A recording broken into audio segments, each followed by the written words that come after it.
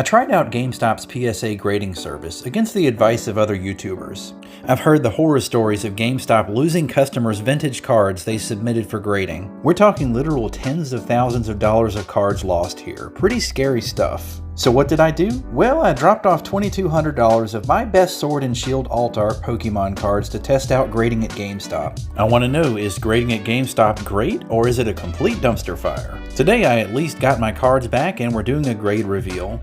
I'll be doing a review of the service by talking through the pros, the cons, and the just plain weird of grading Pokemon cards at GameStop. There is a pretty big twist to this video that makes it different than the other 100 YouTubers doing GameStop grading videos. Stick around to the end to find out what that twist is. It's a big one. Here's a quick look at the cards before I submitted them on the counter at GameStop. Let's get right into the grade reveal and see how I did. Let's see what kind of grades we got. So for our first card, flip it over. It is a PSA 10, off to a great start. Aerodactyl V from Lost Origin. Definitely one of my favorite art cards in the entire Sword and Shield era.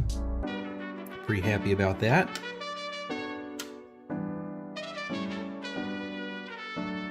For our second card from GameStop, this one is the PSA 9 Charizard V from Brilliant Stars.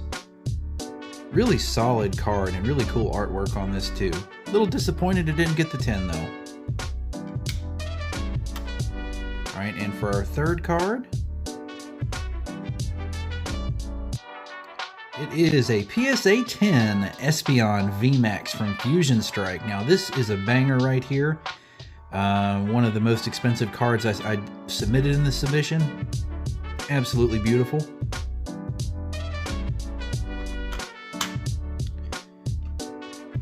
And for our next card, it is a Glaceon V from Evolving Skies, coming in at a PSA 9. Still a pretty good grade. Kind of surprised by this. And for our next card, what's it going to be? Leafeon VMAX from Evolving Skies. Now that is an awesome card in a PSA 10. Absolutely beautiful card. One of my favorites from the entire Sword and Shield era, just in terms of art. Leafeon rolling the hay bale there. Very cool. And for our next one, ooh, Sylveon VMAX. Also got the PSA 10, so we're up to several PSA 10s now. Sylveon, probably my least favorite evolution, but also the art on this card is really cool.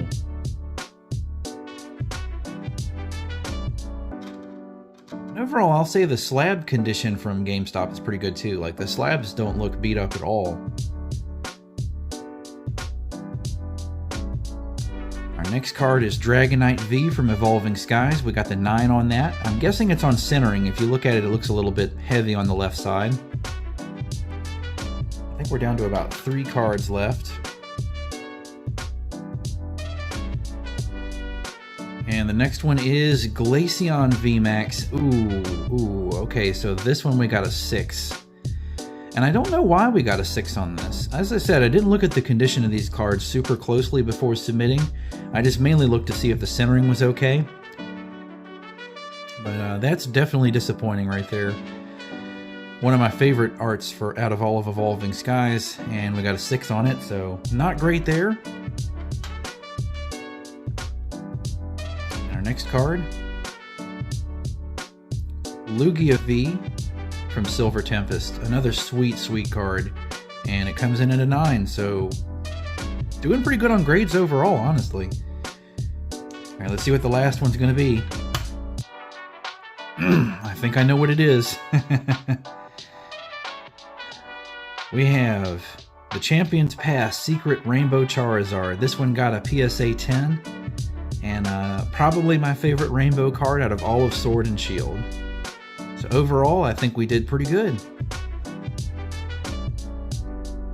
So to summarize, we got 5 PSA 10s, very, very nice, on some of the best cards I submitted. We got 4 PSA 9s, not bad. I'll still take 9s. They're beautiful cards. And the one bad grade we got was PSA 6 Glaceon. Unfortunately, this is probably my favorite card out of all of them, and I don't know why it got a 6. I have to look at it a little bit and see if maybe there's something wrong with it. I don't really see anything. Maybe there's like a little bow right there, right here. It's really hard to see, but I can kind of see it looks like the card's bowed a little bit. And when I got these cards, I inspected them all when they came in. So I'm not sure if I did that or if maybe someone at GameStop did it while they were helping put these into penny savers. We'll never know. But overall, I think the grades I got today were pretty good, so I'm satisfied. Next up, we're going to talk the pros and cons of GameStop grading, but also stick around for the big twist at the end, the big surprise. As I said, this isn't your normal PSA return video. Pros first. First of all, the service was really fast. GameStop claims a 45-day turnaround time, but I actually got my cards back a lot faster than that. I made my submission on December 11th, and I got my cards back on the 17th of January 2025. That means the whole process took 37 days. Not bad at all. Pro number 2, GameStop was actually pretty cheap. It was only $15.99 per card. For 10 cards, that was about $180 after tax. Plus, I have a Pro membership, so there were no shipping fees. It's also worth noting that GameStop did not upcharge me for the high dollar cards that I got in 10s. I actually had the associate verify that there was no upcharge on this because they told me when I did my submission there probably would be an upcharge. Maybe they're doing some kind of limited thing where they waive upcharge fees. I don't know. We'll have to see if I do another submission.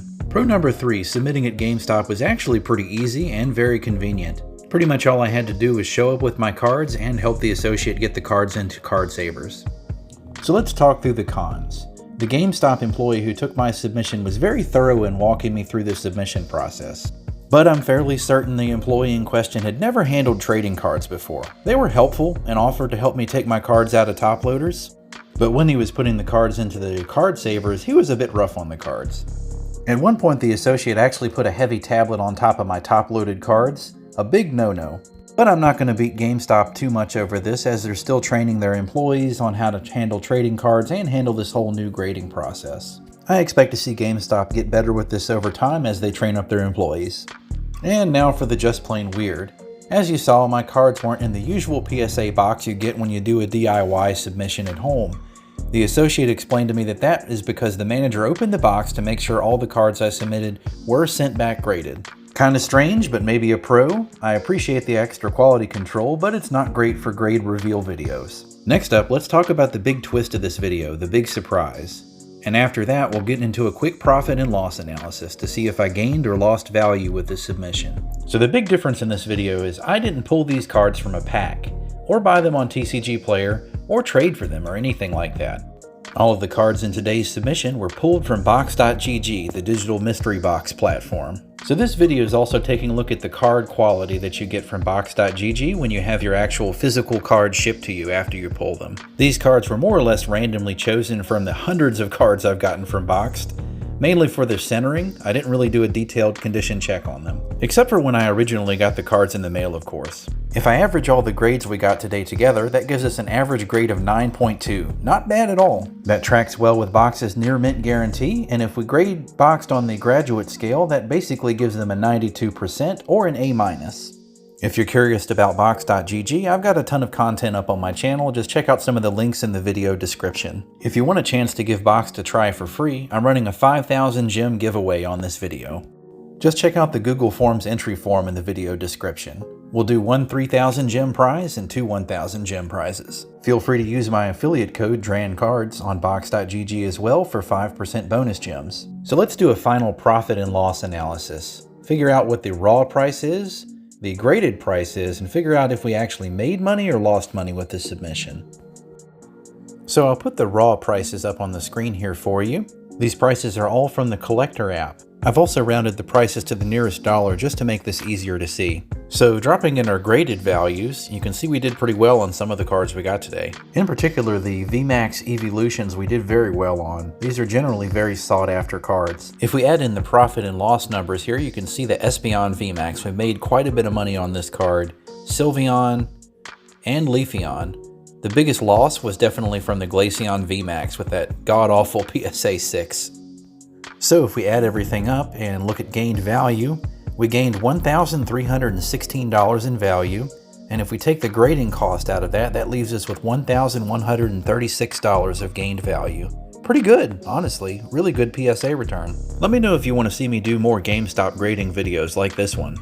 If we can get at least 100 likes on this video, I'll do another submission for sure. Be sure to subscribe, and thanks so much for watching, folks.